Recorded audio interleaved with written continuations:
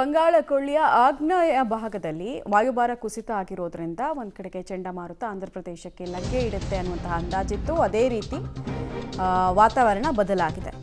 ಆಂಧ್ರ ಪ್ರದೇಶಕ್ಕೆ ಮೋಂತಾ ಚಂಡಮಾರುತ ತಂದಿಟ್ಟಿರುವಂತಹ ಗಂಡಾಂತರ ಕರ್ನಾಟಕದ ಮೇಲೂ ಕೂಡ ಮೋಂತಾ ಸೈಕ್ಲೋನ್ ಎಫೆಕ್ಟ್ ಮಾಡ್ತಾ ಇದೆ. ರಾಜ್ಯದ ಹಲವು ರೈಲುಗಳ ವೇಳಾಪಟ್ಟಿಯನ್ನು ಈ ಹಿನ್ನೆಲೆಯಲ್ಲಿ ಬದಲಾವಣೆ ಮಾಡಬೇಕಾಗಿ ಬಂದಿದೆ. ನಿಗದಿತ ಸಮಯಕ್ಕಿಂತ 12 ಗಂಟೆಗಳ ಕಾಲ ರೈಲುಗಳ ಸಂಚಾರ ವಿಳಂಬವಾಗಲಿದೆ. ಯಾವ್ಯಾವ ರೈಲುಗಳ ಸಂಚಾರದಲ್ಲಿ ವ್ಯತ್ಯಾಸಗಳಾಗುತ್ತೆ, ಸಾರ್ವಜನಿಕರಿಗೆ ಸ್ವಲ್ಪ ಮಟ್ಟಿಗೆ ಇನ್ಕನ್ವೀನಿಯನ್ಸ್ ಆಗುತ್ತೆ ಅನ್ನೋದರ ಮಾಹಿತಿ ಕೂಡ ಸಿಕ್ಕಿದೆ.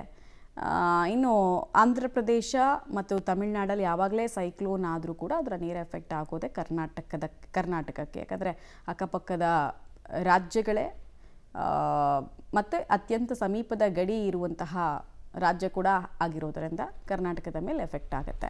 ಸೊ ಯಾವ್ಯಾವ ರೈಲುಗಳ ವೇಳಾಪಟ್ಟಿಯಲ್ಲಿ ಬದಲಾವಣೆ ಆಗ್ತಾ ಇದೆ, ಹಾಗಾದರೆ ಅದನ್ನು ಕೂಡ ನೋಡ್ಬಿಡೋಣ.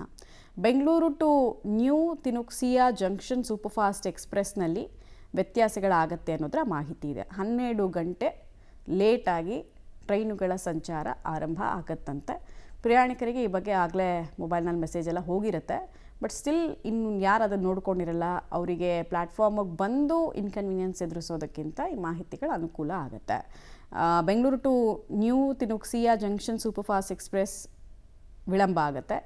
Bengaluru to Hatia superfast express ಕೂಡ ವಿಳಂಬವಾಗುತ್ತೆ ಅನ್ನೋದರ ಮಾಹಿತಿ ಸಿಗ್ತಾ ಇದೆ. ಹಾಗೆ ಬೆಂಗಳೂರಿನಿಂದ Agartala Humsafar express, Bengaluru to Howrah junction Duronto express, Bengaluru Howrah junction superfast express ಹಾಗೂ ಬೆಂಗಳೂರು ಮಾಲ್ಡಾ ಟೌನ್ ಅಮೃತ್ ಭಾರತ್ ಎಕ್ಸ್ಪ್ರೆಸ್ ಈ ಎಲ್ಲ ರೈಲುಗಳ ಸಂಚಾರದಲ್ಲಿ ವಿಳಂಬ ಆಗುತ್ತೆ.